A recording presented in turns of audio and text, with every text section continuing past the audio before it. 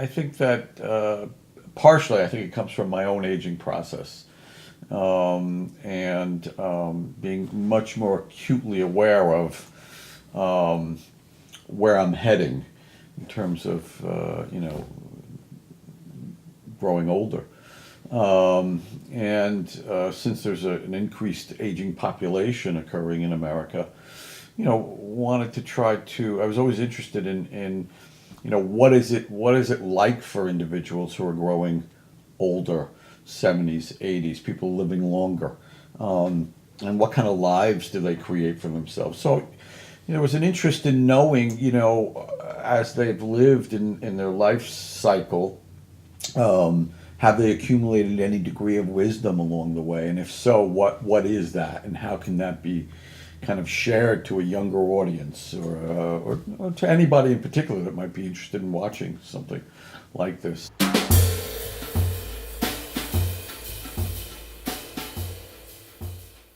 Through your parents' relationship, did you develop a sense of commitment? I mean, did they model commitment to you? Did they?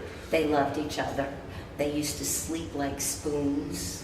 And I remember when I was about 6 or 7, even younger, I would climb into bed with them. That's the other thing. When we moved to Texas, I grew up, my parents had African-American friends. And when we moved there, oh my God, it's like blacks, whites, colored. What year was this? Do you remember? Yeah, 50. Segregation still existed. 51. Yeah, segregation was still, yeah. My school was all white. There was colored and white drinking fountains. And we had, my ballet teacher in New York her name was Lavinia Yarborough, and she was beautiful. She's on the cover of, I think it was Finian's Rainbow, the album cover, and I was a little ballerina then. I had 4 left feet, but I was ballerina when I was 5 and 6 and 7. And how old were you? I'm 6. Oh my God! Sure. Those days you would let your kids go out 6, 7. None of this nonsense. Right. The kids walk to the bus. I used to walk to school. Right. So you were. Obviously you survived it. Yes, we survived. But my hiney didn't when I got out. So your parents were rather strict. Oh, extremely. Conservative, ultra conservative. And your father, what did he do for work? My father was born in Europe. He came from Italy, and he came over truly on a banana boat, which was really United Fruit in those days, and could not speak English. Got the Progresso, which is the only Italian paper in the area at the time, and in Manhattan. Yeah, and ended up being one of the finest chefs around. Really? Yeah. And we got into the restaurant business, etc. So we came a long way from coming from Europe as an immigrant. Right. Couldn't speak English. To the music I wanted to be a musician. I wanted to be one of those people. I would see these friends of my dad's. He knew a lot of musicians, and he loved jazz. And when he discovered that I loved it when I was 12, 13 years old, he started taking me out to clubs. And I met a lot of musicians because, I mean, the guy basically knew everybody. You couldn't go any place with my dad where he didn't know like every musician, half of the people in the room. He was a very well-known guy, and he was well-known in the scene. Right. So you had a very early exposure to that scene. And that through life at home, which included daily music, not lessons, but I did have music lessons, but daily exposure to music. A huge record collection. Of all kinds? Really comprehensive. Wow. Jazz, classical, Broadway shows. It was kind of required in the family that we be literate and have a cultural literacy as well. Very good. And it took very well, I think, with my sisters. With me, not so much. I was kind of a knucklehead. I just wasn't a good music student. Which is really funny because now, of course, I teach music in college level. How funny it's come full circle, right? I like to be found out. I'll tell you what that means. I like to be found out. So, what that means, to be found out, number one, that I married a woman with, 3 kids, and I have a doctor's degree, and people don't know that, but I do in a business environment. My nickname is Doc. Okay, so I keep it very, very present. Then I also go to the gym every day, well, 5 days a week. Yeah. And people and them talking to me find that out about me. Yeah, yeah. So, I said to you, I like to be found out. Okay, those are some of the things that I like to be found out about.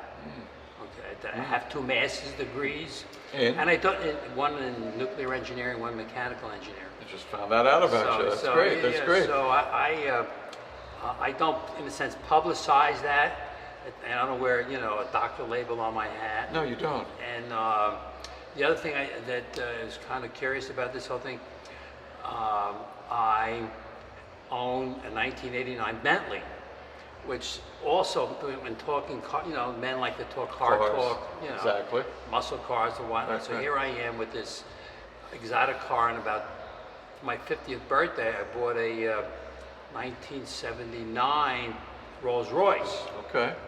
So you enjoy those. So, and then I became the vice president of activities for the local, called the Atlantic Region Rolls Royce Owners Club.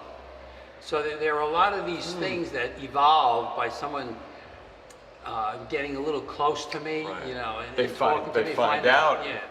I understand you were an artist, and maybe we could start with that in terms of how you began your art endeavor, career, your life. Well, I didn't start as an artist. I started in the theater. Oh, okay. I'm a graduate of the School of Performing Arts, and I decided that theater wasn't going to be the way I wanted to live my life. I wanted a more private life. I married a man who was a PhD in sociology, so I became a Harvard faculty wife at that time.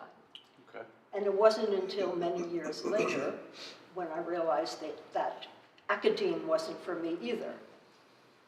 So that's when I met my second husband, and he was an author. A writer, author of Books, what 14 kind of- books.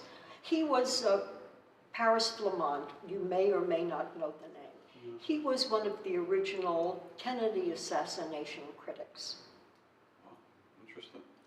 And we married, and then it was not until I went to business. I was in business for many, many years, because one of us had to earn the standard money. Right. And I felt that he was more talented than I. Okay. He wrote beautiful poetry, magnificent poetry, and has been published in 3 continents with his poetry. I started painting seriously when I was almost 50. Right. So I had no training, had no formal training. Good for you. But I realized that a creative life was something that I needed. When I abandoned the theater, I didn't really replace it with anything. And after 20 years, almost 25 years, I realized that it needed to be, my need for creativity had to be replaced. Right. And that's when I started to paint.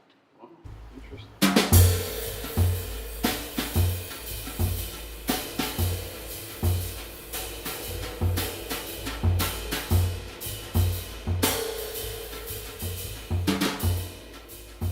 I just wonder if, as a society, we're not so bound, if that's not sort of the thing that binds us as a community anymore.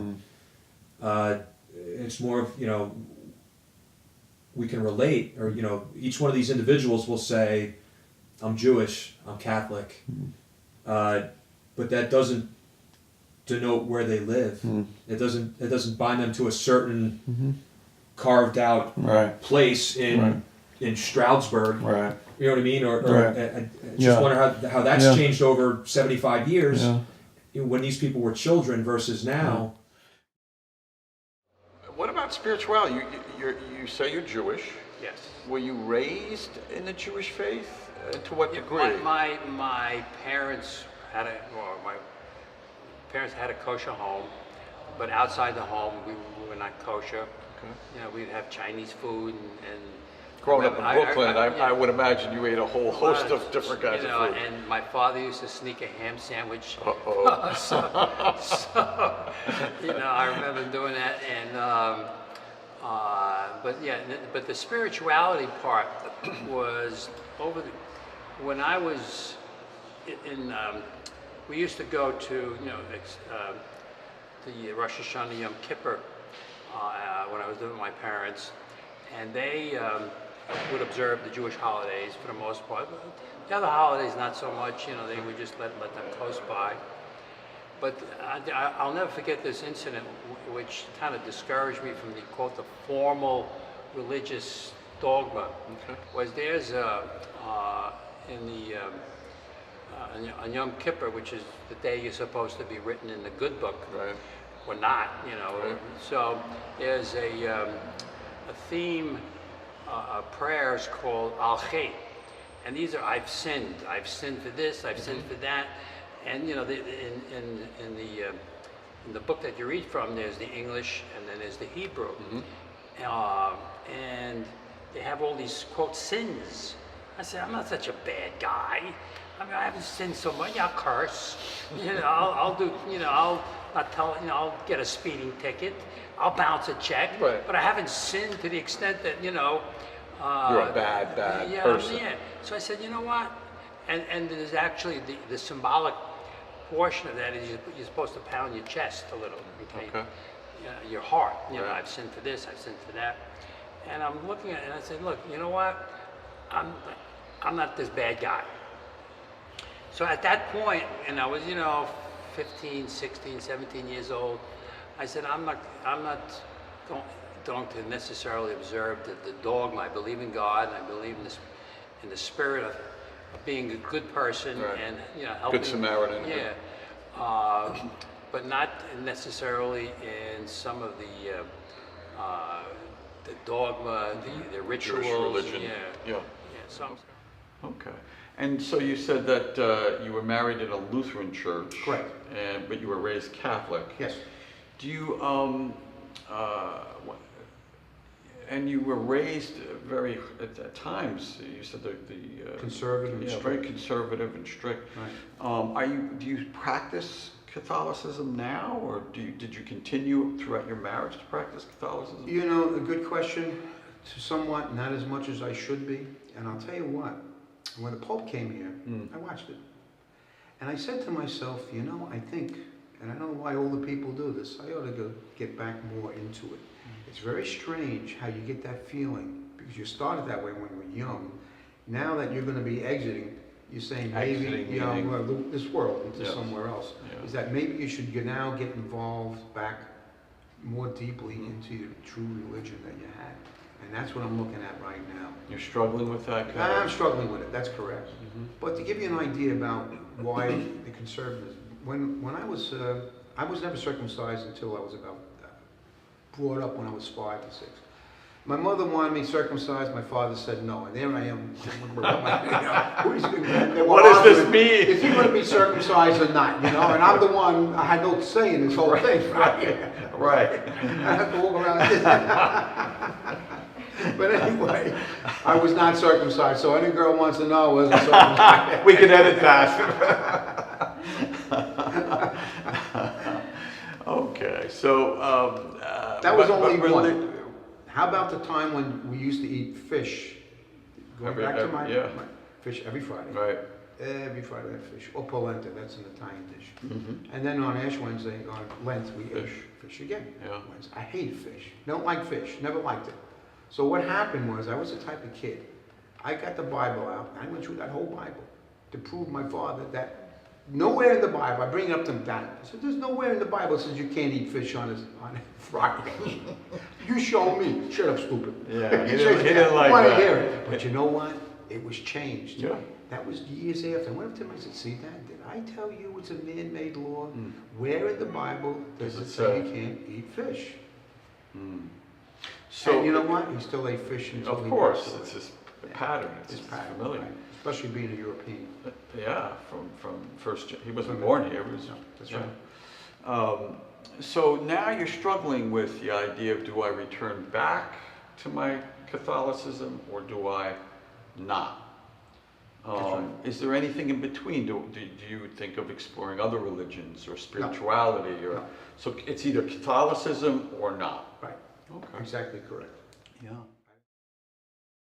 Yeah, I think the melting pot is melting for a lot of us. I think it also depends on, what generation of, you know, I'm second generation born here. My father was parents were first generation. My grandparents weren't born here. So when they came over as immigrants, they congregated, they clustered it. You know, how many people in Lodi of that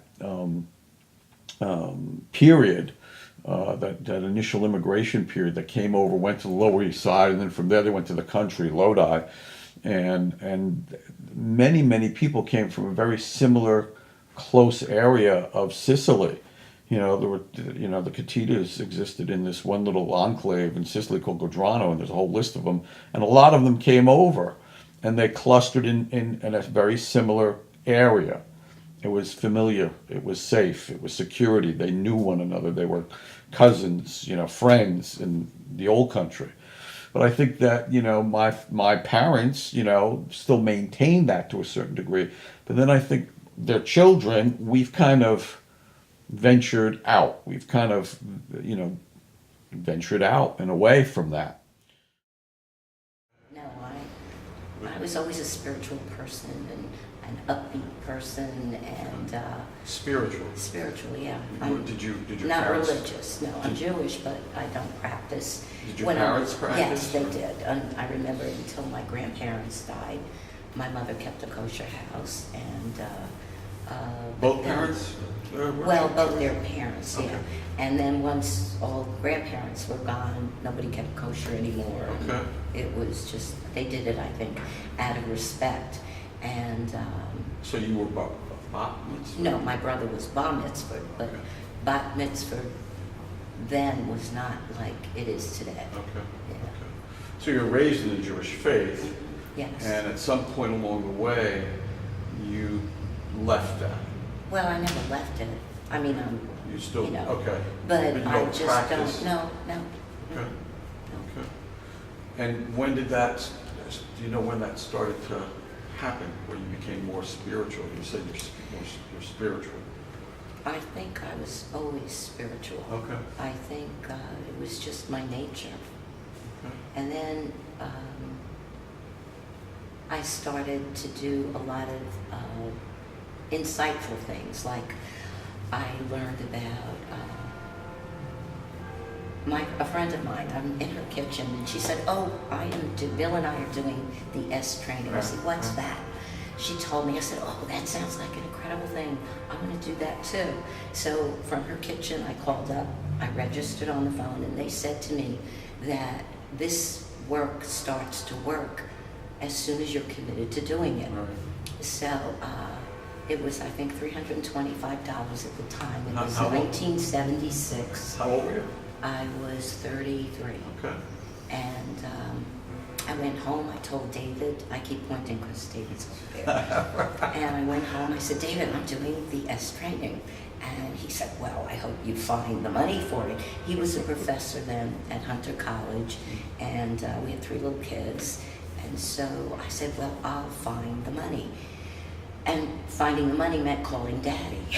But we went to the movies 2 nights later, and we were walking outside the theater, and I looked down, and on the floor, there's a pile of money. I picked it up. It was $20 less than I needed, the $325. I said, "I told you I would find the money. It works. Working. This shit really works." So, and then I did it, and I really was like, it was so impactful, because when my mother died, being, you know, a little girl, I 10 years old. didn't realize that we make decisions out of incidents in our lives. So one of the things I discovered was that because I was alone actually with my mother when it happened, she asked me to get her some ginger ale. I went, I got it, put the cup by the bed, and when she leaned over for it, she went on the floor. And I ran down because my aunt lived in the same apartment building, and I got her. And then the ambulance came, and I remember standing there watching them leave with her, and I was crying, and one of my Not knowing what was neighbors, happening. right, one of my neighbors took me to her house, and until my father got home.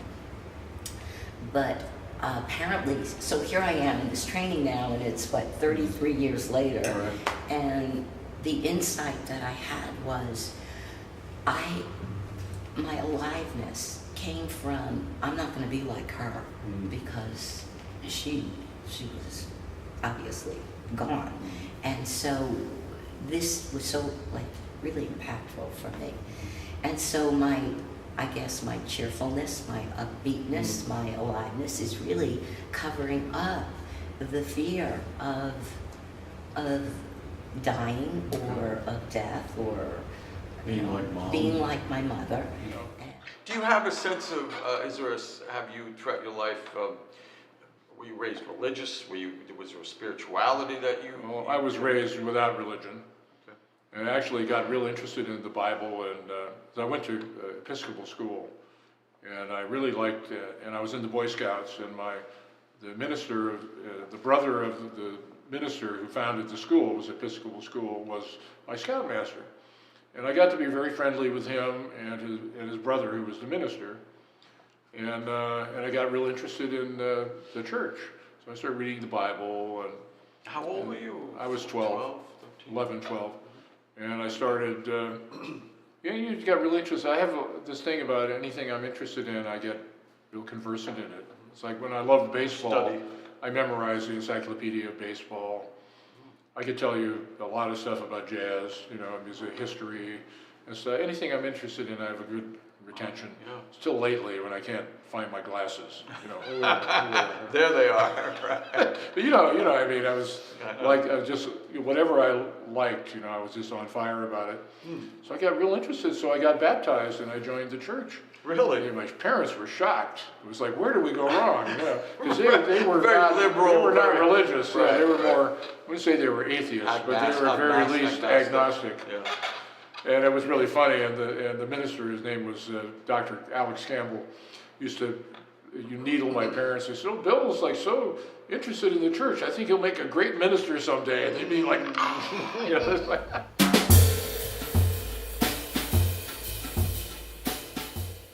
We have to not forget that for each one of us, it's our life, and we have the right to venture out. Mm-hmm. You talk Yeah. about the people that clustered, but they left a homeland. Yeah. They ventured that out. may have not made their parents very happy to think that you're going to go to America. What's wrong with here? Right. What's wrong with the life that I have? In each case, it seems to me that like the past generations have ventured out. Mm-hmm. We have to not fear venturing out ourselves. And not only that, we have a right to make our own life as our parents did, as their parents did. Exactly. We all make our own lives. We all create our own families or whatever it may be. Mm-hmm. We all find our own path. Yeah. Your parents, it's interesting. I'm always curious to know what were they? What was your experience of them when you came back from Harvard, Boston area, left that husband, and then soon thereafter said, "Guess what? I'm living with Paris, and we're getting married, and we're going to live in the village." Well, when I came back, my father said, "You're not going to do that again, are you? Meaning, You're not going to go off and marry somebody who is not what we expected." what did they expect? Well, my first husband was black. They didn't expect that. No. Okay. You might say I was 60 years ahead of my time. Yeah. Mhm. Yeah, you were the original guest who's coming home to dinner. That's right. Yeah. And so they said, "You're not going to do that again, are you?" And I said, "Look, just understand this. I will marry whom I want, not who you want." That was it. Just get used to it. Yeah. So you drew a line Oh, yeah. very early Oh, yeah. with them and said, Even earlier than "Oh that. yeah. 13, 14 in the village, yeah, I'm sure you did." So you've had this independent, streak in you. I'm a tough cookie. Yeah, your whole life. Yeah. Yeah. So they knew that they were not going to control you. Well, Paris was somebody, my first husband was an extremely easy man to like. very nice What was man. his first name? James. James. And came from a wonderful family from the South, all well-educated. The only thing that they could ever find against him was his color, because he was a wonderful man. My second husband was very hard to get to know. More private kind of. Much more private, came from, how can I say it? A long line of very intelligent, educated people with a, what do you call a family tree? Hundreds and hundreds of years, total different background from mine. From where did they originate from? England and Ireland. Okay. And it was very, very difficult. My father died early on, but my mother was the one that had to deal with my new husband. And they were people who were at total ends of a continuum, totally different. But because of me, they were both very, very civil to each other and treated each other nicely for all of the years that we were married. In retrospect, I did something pretty radical when I was young with her. Okay, she was a divorced lady, and she had 3 kids. Okay, and I met her in Brighton Beach in Bay 2 in Brooklyn. Do you remember? Yeah, Okay. yeah, well, yeah, and we hit it off real well. And then, you know, we kind of fell in love, but the thing that was kind of radical for the early 70s, well, in the late 60s, yeah. was that this was a divorced woman, and 3 she had children. 3 kids, you know, 2, 6, and 7, something like that. Young. They were young kids, and, you know, in a sense, I had no choice. When you love somebody, they come with whatever packages they come with. Right. And this happened to be You know, 3 children, yeah, young 3 children, you package. know. So, needless to say, it was, as I said before, it was kind of radical, but we fell in love, and, you know, eventually we got married in 1971. How did your parents feel about the fact that Well, they were opposed to it. they were? Yeah, and, you know, it was a little uncomfortable at the beginning. And They didn't embrace her immediately? Well, not really. You know, it was not because of the culture at the time. You know, a divorced woman with 3 kids, and here I am, college grad, was not previously married. But you know, there were a lot of these external forces, but the thing that dominated was our love for one another. And you know, and eventually, That was unshakable yeah, and yeah. unbreakable. I mean, you know, people tried to, the people Pull who you tried to apart. pull me apart are no longer together, and we are together. How about So that? you know, after How all about these that? years, we, you know, have That was quite courageous of you. oh yeah, and I always liked the challenge in my life, but I didn't know how I was going to show up. But you know, this is But you did show up. Yes. And, Yeah, and I think that's if you boil it all down, if you kind of, boil it down, I think that's what all these people that we interviewed are saying, that you've got to be willing to trust yourself, follow your passion, venture out, even if you lose the approval of significant others in your life, you've got to remain true to yourself and venture out and make your own life, whatever that looks like, whatever that becomes. I had a kind of epiphany about the music when I was very young, and was at a movie and it had a jazz score, and there were a very prominent drum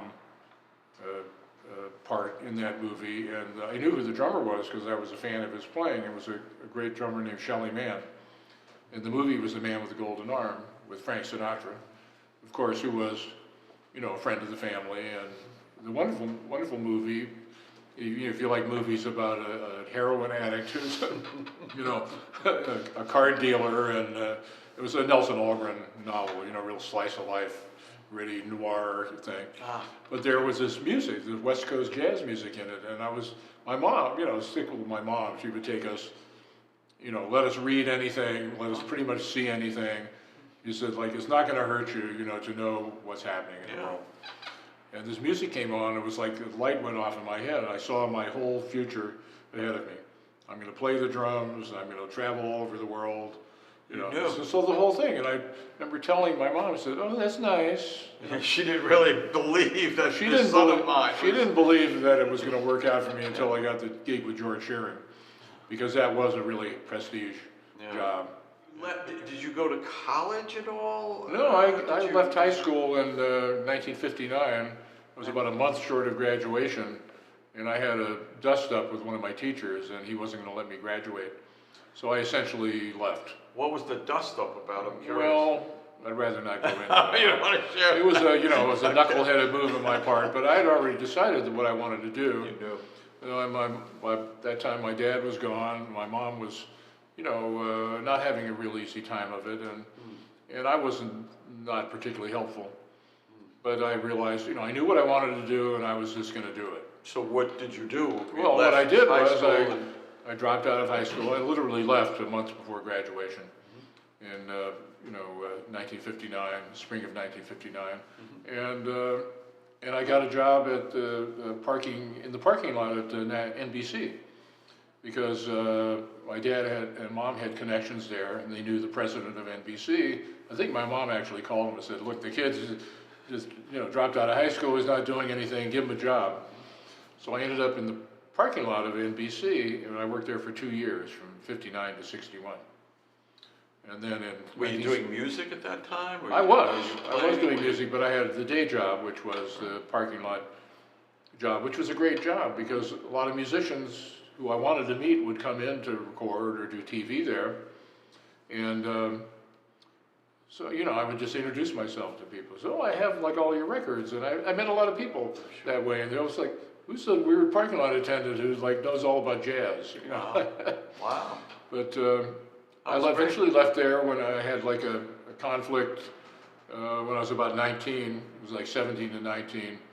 And then I had a conflict with, I had some offers to do some musical work, and they didn't want to give me time off, so I quit. You know, and a little concerning, because, you know, I hadn't really been making my living as a musician. But it worked out okay. So since that time, I've never looked back. I'm 74 now, and I've been making my living, you know, as a musician since I was 19. Not an easy thing to do. So you did this, you took a big risk. I mean, you took a leap into having the security of a day job, letting it go, and I've never been big on that kind of security. Okay. I'm big on the internal security, or, you know, doing what you love to do. Okay, that's And, when you know, trusted. trusting your instincts. Right. I'm very, very oriented towards that. Okay, so you you know, trusted and, yourself even at a young age. You knew. I think I figured that out when I was really, really young. You know. I could make some of the changes. You often wondered if you made a left turn, right turn, where would I end up? And I'll give you an example. You have a wife. Right? I had, at that time, courting my wife, courting another girl. And getting into the religion aspect, the priest said to me, well, you can't get married on the altar because your wife is Protestant. So you'll be excommunicated from the church. That was common then. That was common, all right? And I'll tell you what year that was, 1960. That was very common. So what happened was I got married in my wife's church. She's Lutheran. But as I was getting back is that you said, if I went with that girl versus this girl, you know, and the one I was going out was very wealthy. Her father was a contractor, big money. Staten Island. In Staten Island. And then my wife was, you know, well off, but you often said to yourself, well, suppose they made this turn, made that turn. We always look back to see what would have happened, but we never would know. I needed more. I needed to be with people who were more creative. So where did you go? To the village. Where did I That was the place. go? That's where I started. That was the That's place. where I started. And when In the village. Yeah, that's where I started, and I just went back. As a matter of fact, I had met my husband before I left for Boston, my second husband. Right. And somehow I knew that that was where I was going. How So did you meet interesting. him? When I was about Curious. 14 years old, I was sitting in a cafe called the Rienzi in the village. In the village? Yes, it was one of the very, very early coffee houses. And I was with another friend of mine. She was about 13. We were sitting at a table having our orzata. All right. And at a table adjoining us, next to us, was a group of people. And a young man approached the table and started to speak to the people at the table. I never forgot him, Really? never. He was gorgeous It took your breath away. and brilliant. So you were kind of As I and say, watching. when you say to me, I'm Tony, you know, I don't forget men. Okay. Good for you.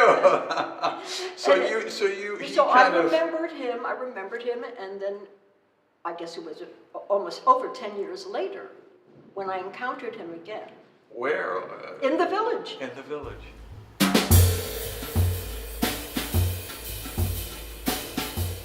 You know, it's not so much about, you know, the money, or it's always like very much oriented towards making a living, because the family, you know, you find ways to eke it out somehow, you know? Yeah. Put, like, you gotta diversify, do all these things. But I've always done musical things, so. And it's been terrific. I've been very lucky that way. There's a lot of fortuitous circumstance, but also a lot of shaking hands, a lot of networking, a lot of, you know, that kind of. And I'm sure you're good. That helps too. You're I can probably play. very good. I can play a drummer. little bit. A little bit. Yeah. That does help. Right, yeah. That does help. Yeah. But I'm still working on it. I'm always going to be a work in progress, I think. And I think that's the way it should be. You know, for anyone who's sort of artistically inclined, I think you should always have some headroom towards, you know, moving forward. And I mean, Growing. you have no choice. You're going to get older. You're going to, you know, I'm not going to retire. I have no plans to retire. You know, I mean, I don't know what I would do if I retired. You know, they may retire me. And when I realized that I wanted to paint, I realized that if I was going to be competitive at all, I had to learn a lot because I had no background. So I became almost obsessive compulsive about it. You went in. You dived in. That's right. All blinders. That's right. Kind of. My husband almost threw me out because all I did was paint. Paint, paint, paint. Finally, after a number of years, I realized I had reached a point where I could relax a little bit. I started with oils, and I also... You felt more confident in yourself Yeah, and I in your felt more abilities. You confident. felt. I didn't have to, and I had to discover who I was as a painter. And I realized that essentially I'm a portraitist. That's where I'm most comfortable. Because I like people, and I like dealing with people, and I love faces. That's great. And that's where you, that was your niche. Right, and I started in oils, but I realized that oils were too slow a medium for me. So I switched to acrylics, and I'm much more comfortable in acrylics. And that's what you stayed with all this. Well, I mean, you ventured before out. my husband died, a couple of years before, he wanted me to try oils again. He was a traditionalist, and he thought, you know, oils were traditional. So I went back and I tried, and I could paint in oils, and I did a couple of paintings of him in oil. But I'm still more comfortable, and now I'm back into acrylics. Good for you. I met David, and we adopted him. Okay, that's an interesting way We of putting it. adopted David, and then when I was just about 30, he was going for his PhD. All the kids are in school, and I said, okay, it's my turn. And I had a catalog from Brooklyn College. You lived in New York? We lived in New York. We lived in Brooklyn at the time. And I said to him, whatever I land on, I'm going to be. I closed my eyes and went like this, and it was a sculpture workshop. Really? And within 3 years, I submitted several pieces to the National Academy of Design. Good for you. And not only did I get accepted, but they gave me a merit scholarship that I was like blown away by. Wow. And so I always tell people, I encourage people, you never know what you can do. It's never too late to do it. And just go for it. And then my whole life changed again. How so? Well, now you're talking about, I'm probably around 50, early 50s. And people at that time say, well, you're overqualified, you're making too much money, I'll take a cut. So it was very difficult securing another job. So I decided at that time, that's it. Meaning? No more working for someone else. Oh. So I went out and I did two things. One, I opened up a collection agency. Really? And then I had the collection agency. Then, while I was working the collection agency, I was started the Main Street Video was started when I was with R.J. Reynolds. And then what I did is I opened up, told my son, let's do this. We expanded to 3 stores, 2 in Pennsylvania and 1 in New Jersey. And we took on, from videos, we went to electronics and appliances. She became an entrepreneur. Yeah. Well, you It's make kind of all in- of that. well- But I wasn't really doing it full time until my accountant says you better get in there because things are not looking too good. So I had to come in and take over. Okay. Which I didn't like too much because I liked the job I was doing, excuse me, with the collection agency, going out, getting clients, and again, interfacing with people. That was the whole thing. Right.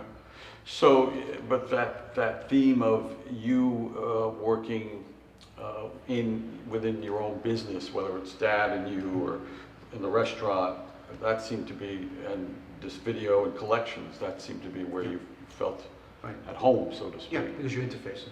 More Yeah. interfacing. Just like Yeah. your job, so you interface with people. Yeah. If you had to sit in an office all day, you get bored. Yeah, it'd be very difficult. Correct. Yeah. When we would embrace, just hug, and you know, there's kind of like a timing to do that, and I'll sort of let go. She said, "I'm not letting you go. I'm not letting you go. I'm still hanging. I'm not finished with you yet." So she continues to hug me, even though I'm complete with it. But see, that's the kind of relationship and commitment we've had, you know, Throughout. all the way along Yeah. the way and into the future. That's fantastic. So you know, I tolerate that.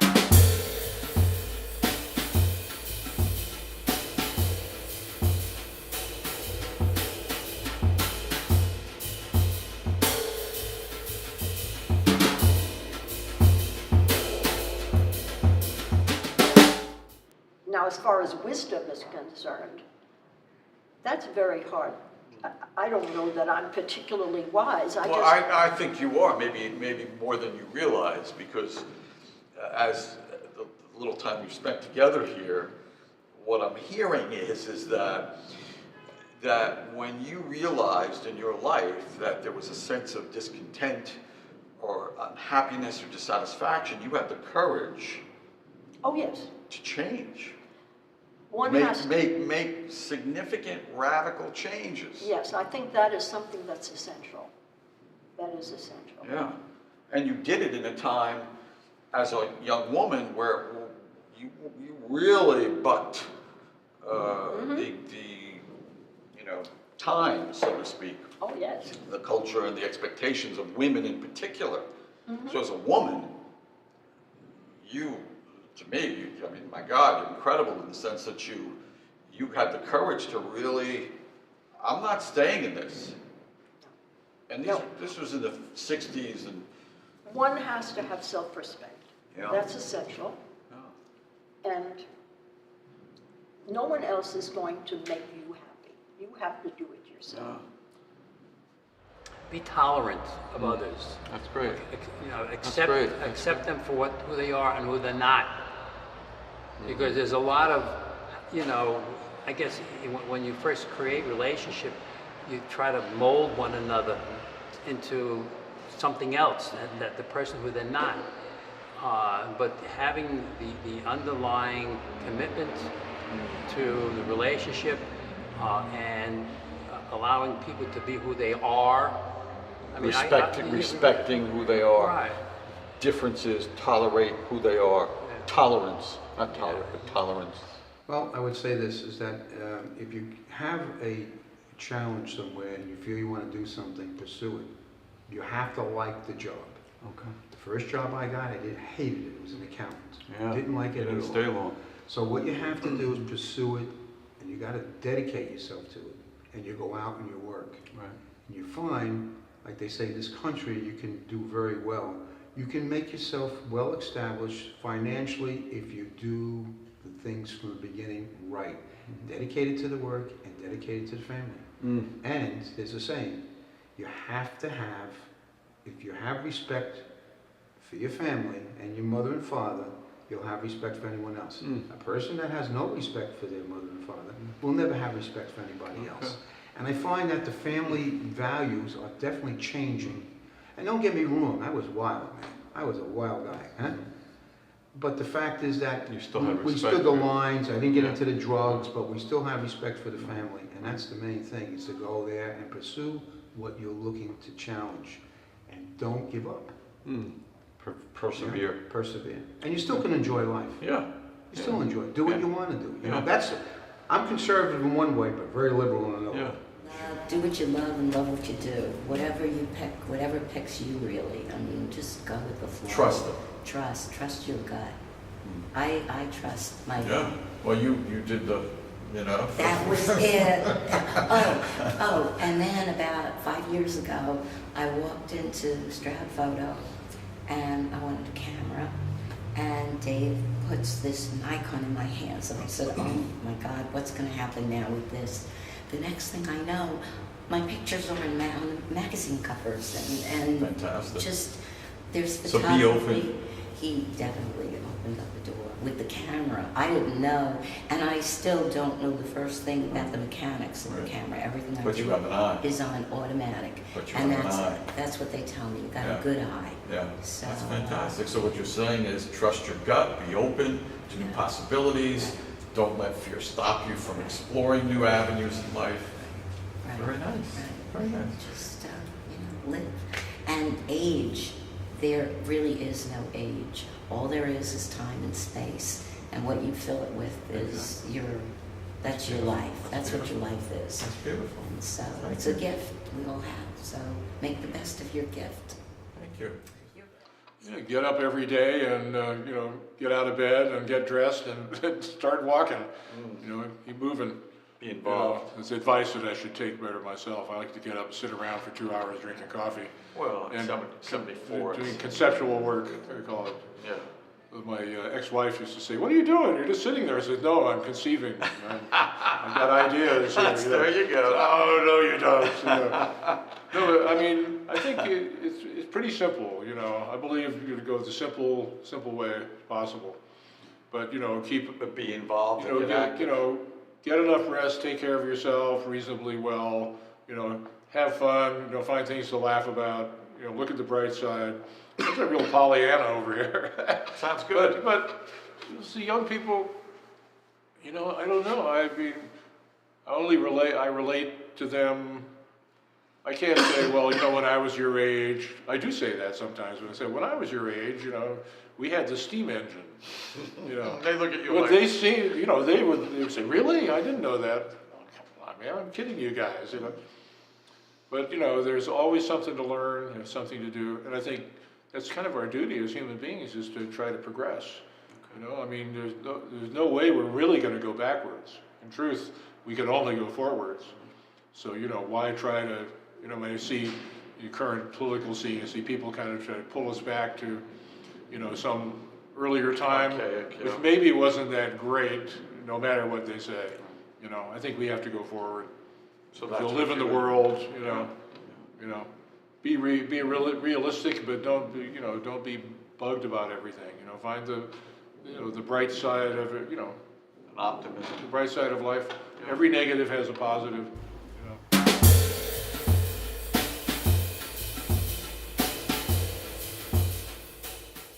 So, what are you guys looking to get from this? Like, how do you see this going forward now? With, I feel there's merit here. In some ways, it's a reminder, at least for me, in a lot of ways. Well, first of all, about the decisions we make now, the impact that this has had on the decisions that we're going to make now, you're going to make now, Jake and I are going to make in the next 40 years. Yeah. Plus, it's a project after the fact that I wish I could have made with my father or my Mm-hmm. grandfather, you know? So we're getting a bit of that with these people. It's very Mm-hmm. similar, and it for me it's just a nice reflection. I think it has value. I would agree. Yeah. I would agree. I have those same sentiments. I wished I could have videotaped, you know, my grandfather and grandparents and my father and mother. That would have been special. So yeah, but I agree. It does have merit.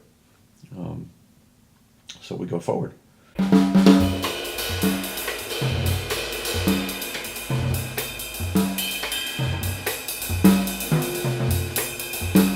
As one of the rabbis that helped, well, Been through that process. That process of the Haftorah was we had some dinner as after the after the Bar Mitzvah, and there was the rabbi was eating something crunchy.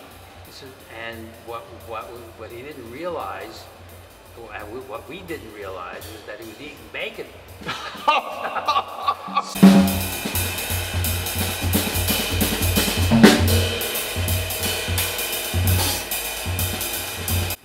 There are certain aspects of being young that Miss? I miss. Sure. Yeah. For instance. For instance, having a boyfriend, having sex. Okay, sure, You know? sure. And I'm still alive. Yes. Yeah, you're very alive. And so many of the men that I run into who would be at my age level Right. are totally non-functional or they're already dead. So, you know.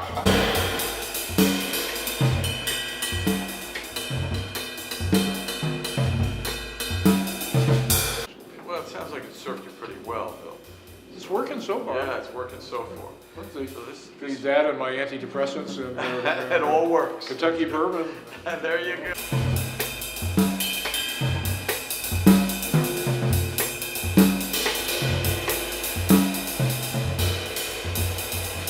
When you're young, I used to be a girl watcher. Well, Big time. I think all Italians are big girl Big watchers. girl watching. And then as you get older, I'd be watching the birds. I mean, I said to my wife, I used to watch the girls, and I'm watching the damn birds. Bluebirds and all this, I feed them.